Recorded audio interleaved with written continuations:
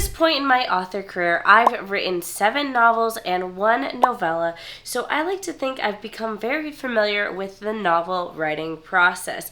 I've figured out what works and what doesn't work, and today I'm going to be sharing that process with you guys. Specifically, I'm going to be talking to the beginners in the writing process and talking how you can go from concept of a book to completion of a book.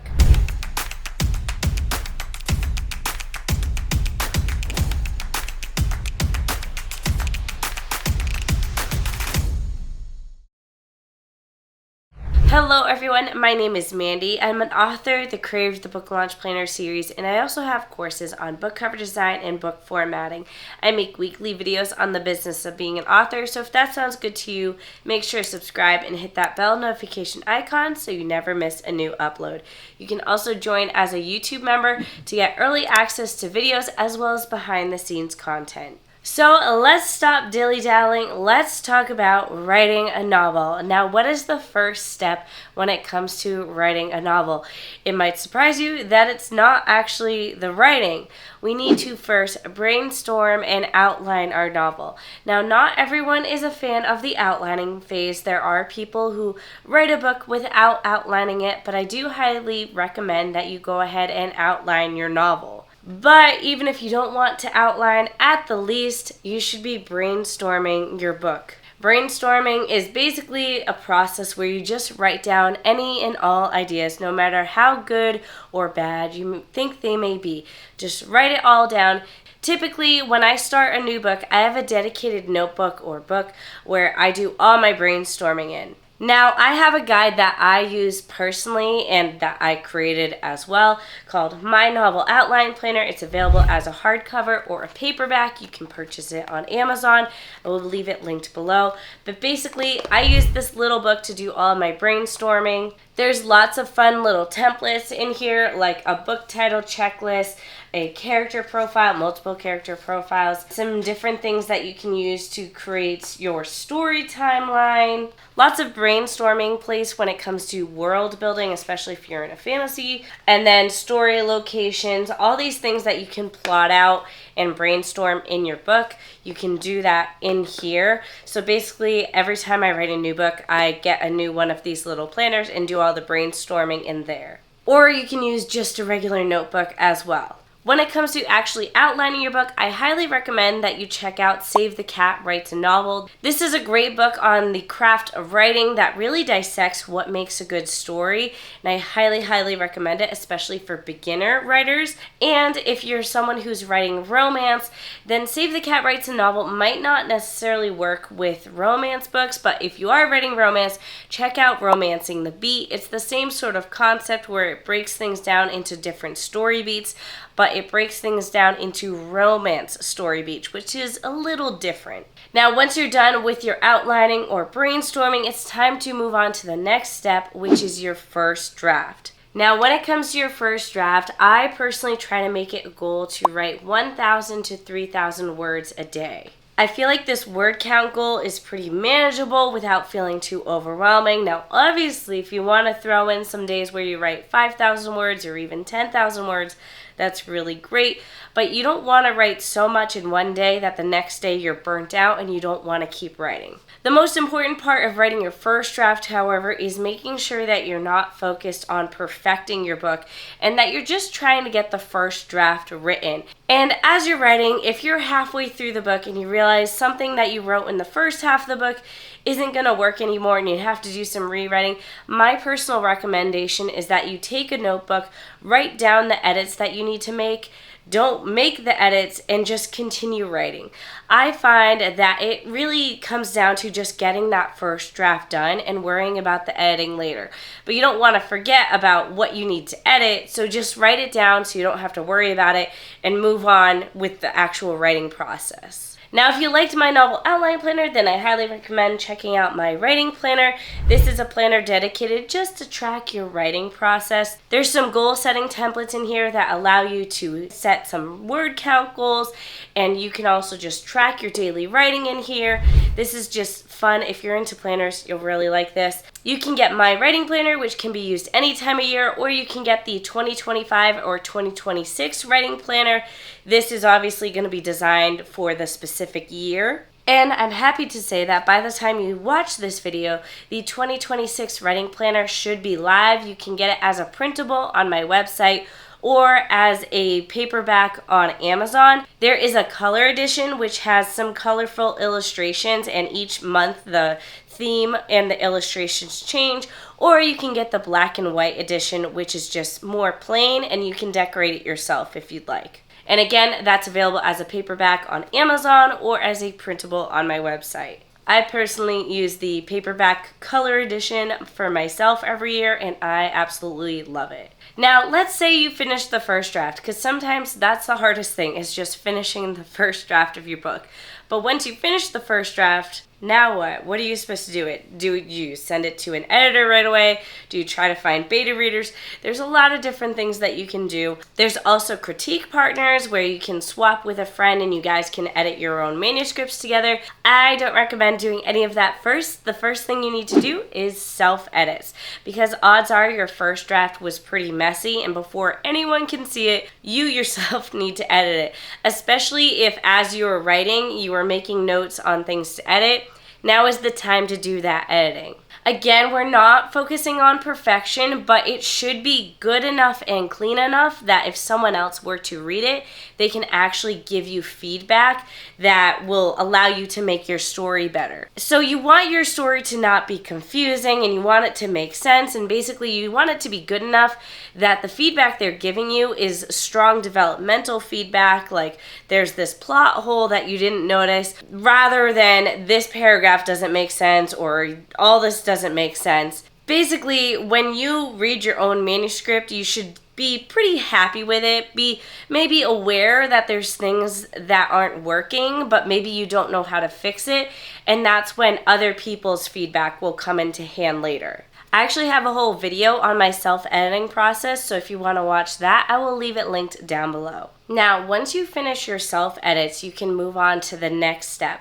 And there's a couple different ways you can do the next step. I personally make my next step to work with beta readers, but you can also work with critique partners.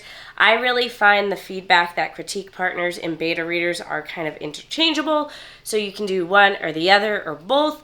I personally like working with beta readers because beta readers is basically taking a small handful of people and multiple people give you feedback on your story, and you're able to get some really good edits to your story itself before you send it to professional editors. Now, when I search out beta readers, I find them by reaching out to my newsletter subscribers.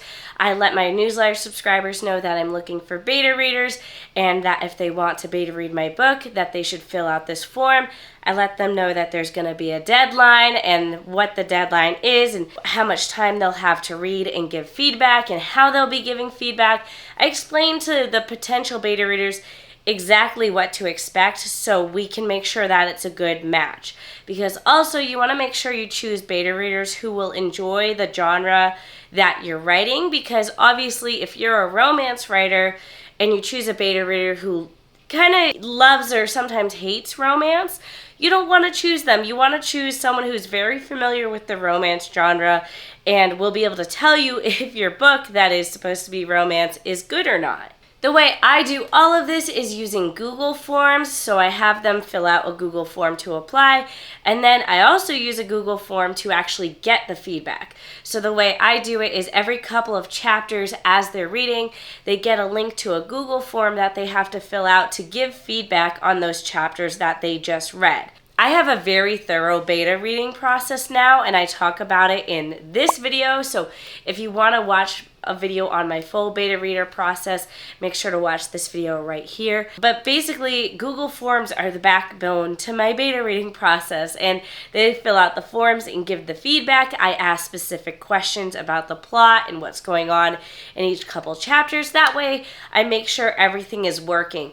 Especially if there's something about the plot that I'm self-conscious about, I'll ask my readers about it to see if they feel the same way. Now, once you're done with the beta reading process, I personally move on to the final self-edit phase. Now, in this phase, I take all the Google Forms that all my beta readers have filled out, and I go through all the data, I collect all the feedback, and I decide what feedback I'm going to implement and what feedback I'm maybe gonna ignore. Because let's face it, we can't implement everyone's feedback, and sometimes a beta reader may say, I love this scene, and another beta reader may say, I hate this scene, and you can't make everyone happy. So you have to take the feedback with a grain of salt and decide what works for you.